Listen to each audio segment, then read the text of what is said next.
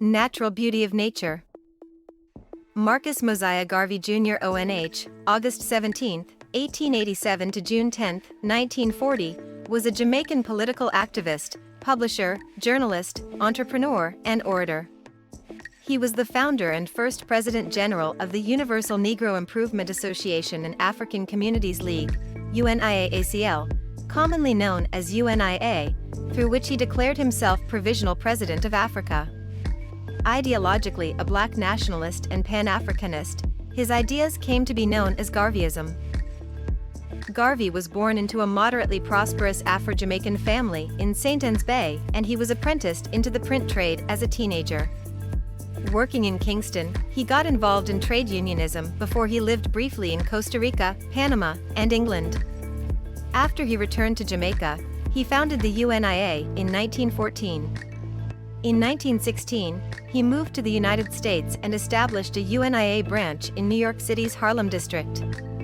Emphasizing unity between Africans and the African diaspora, he campaigned for an end to European colonial rule across Africa and advocated the political unification of the continent.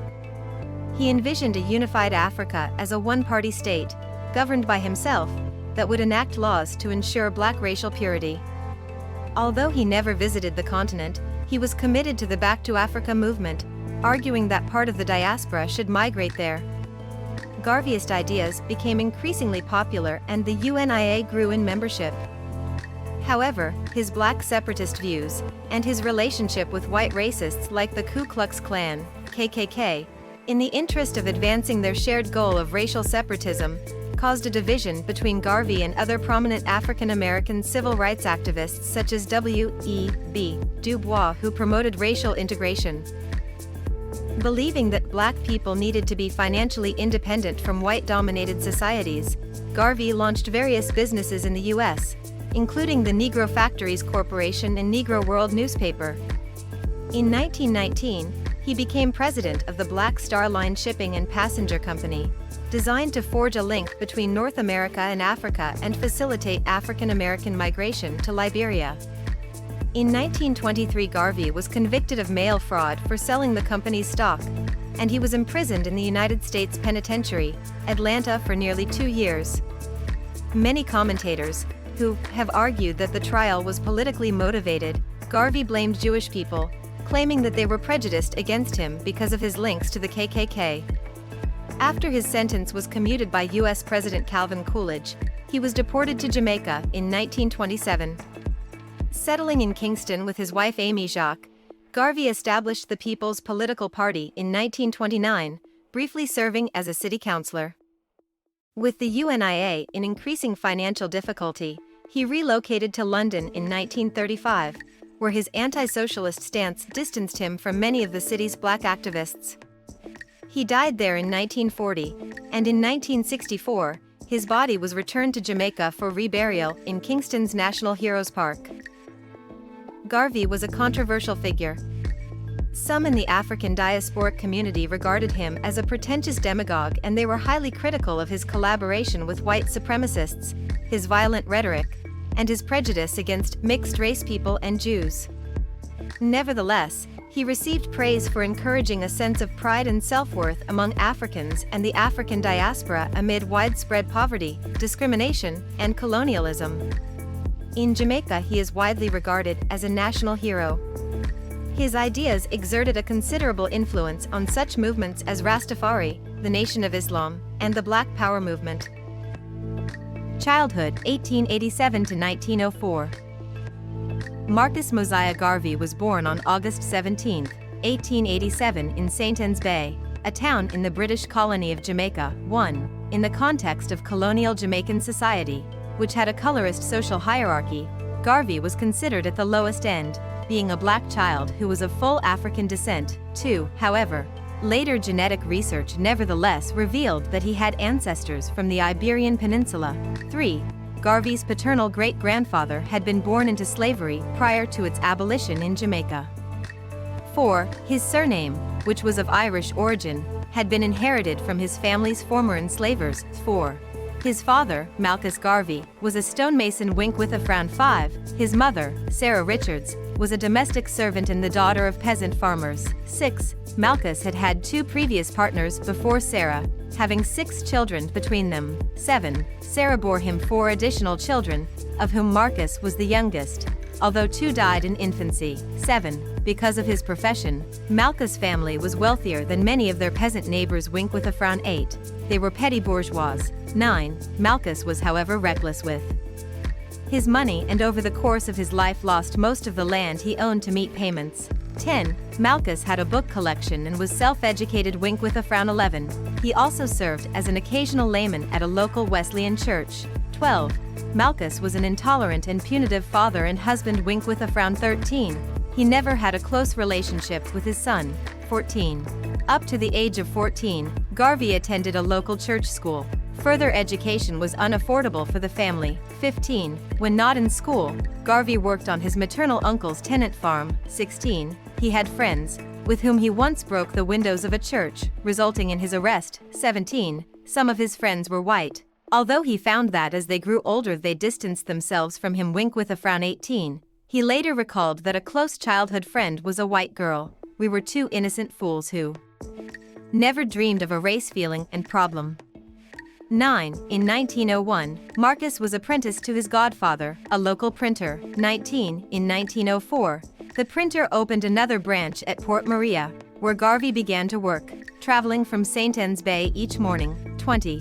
Early career in Kingston, 1905 to 1909. In 1905, he moved to Kingston, where he boarded in Smith Village, a working-class neighborhood. 20. In the city, he secured work with the printing division of the P.A. Benjamin Manufacturing Company. He rose quickly through the company ranks, becoming their first Afro-Jamaican foreman. 21. His sister and mother, by this point estranged from his father, moved to join him in the city. 22. In January 1907, Kingston was hit by an earthquake that reduced much of the city to rubble. 23. He, his mother, and his sister were left to sleep in the open for several months. 24. In March 1908, his mother died. 22. While in Kingston, Garvey converted to Catholicism. 25. Garvey became a trade unionist, vice president of the compositors section of the Printers Union. 26. And took a leading role in the November 1908 print workers' strike. The strike was broken several weeks later and Garvey was sacked. 27. Henceforth branded a troublemaker, Garvey was unable to find work in the private sector. 28. He then found temporary employment with a government printer.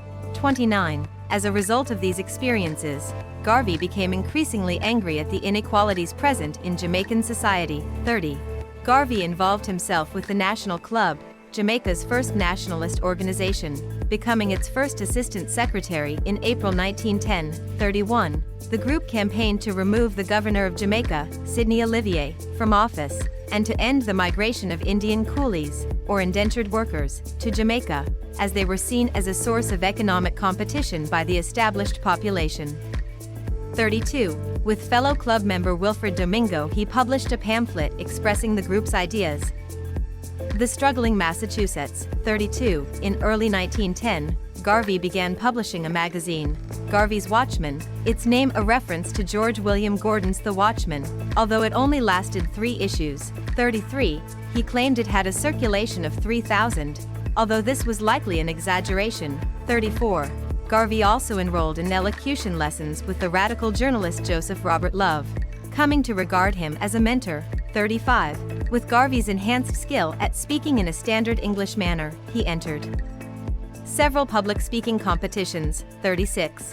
Travels abroad, 1910 to 1914. Economic hardship in Jamaica led to growing emigration from the island. 37. In mid-1910, Garvey traveled to Costa Rica, where an uncle had secured him employment as a timekeeper on a large banana plantation in the Limon province owned by the United Fruit Company, UFC.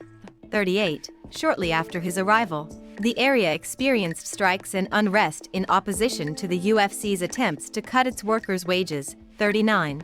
Although as a timekeeper he was responsible for overseeing the manual workers, he became increasingly angered at how they were treated. 40. In the spring of 1911 he launched a bilingual newspaper, Nation/La Nación, which criticized the actions of the UFC and upset many of the dominant strata of Costa Rican society in Limón. 41. His coverage of a local fire, in which he questioned the motives of the fire brigade, resulted in him being brought in for police questioning. 42. After his printing press broke, he was unable to replace the faulty part and terminated the newspaper. 43. Garvey then traveled through Central America, undertaking casual work as he made his way through Honduras, Ecuador, Colombia, and Venezuela. 44. While in the port of Colón in Panama, he set up a new newspaper, La Prensa, the Press. 45. In 1911, he became seriously ill with a bacterial infection and decided to return to Kingston. 46. He then decided to travel to London, the administrative center of the British Empire, in the hope of advancing his informal education. In the spring of 1912 he sailed to England. 47. Renting a room along Borough High Street in South London. 48. He visited the House of Commons, where he was impressed by the politician David Lloyd George. 48. He also visited Speaker's Corner in Hyde Park and began making speeches there. 49. There were only a few thousand black people in London at the time, and they were often viewed as exotic. Most worked as laborers. 50. Garvey initially gained piecemeal work laboring in the city's docks. 51. In August 1912, his sister Indiana joined him in London, where she worked as a domestic servant. 52. In early 1913 he was employed as a messenger and handyman for the African Times and Orient Review, a magazine based in Fleet Street that was edited by Duse Muhammad Ali. 53. The magazine advocated Ethiopianism and home rule for British-ruled Egypt. 54. In 1914, Muhammad Ali began employing Garvey's services as a writer for the magazine. 55. Garvey also took several evening classes in law at Birkbeck College in Bloomsbury. 56. He planned a tour of Europe, spending time in Glasgow, Paris, Monte Carlo, Bologna, and Madrid. 57. 58. Back in London, he wrote an article on Jamaica for the tourist magazine. 59. And spent time reading in the library of the British Museum. There he discovered Up From Slavery, a book by the African-American entrepreneur and activist Booker T. Washington. 60. Washington's book heavily influenced Garvey. 61. Now almost financially destitute and deciding to return to Jamaica, he unsuccessfully asked both the Colonial Office and the Anti-Slavery and Aborigines Protection Society to pay for his journey. 62. After managing to save the funds for a fare, he boarded the SS Trent in June 1914 for a 3-week journey across the Atlantic. 63. En route home, Garvey talked with an Afro-Caribbean missionary who had spent time in Basutoland and taken a Basuto wife.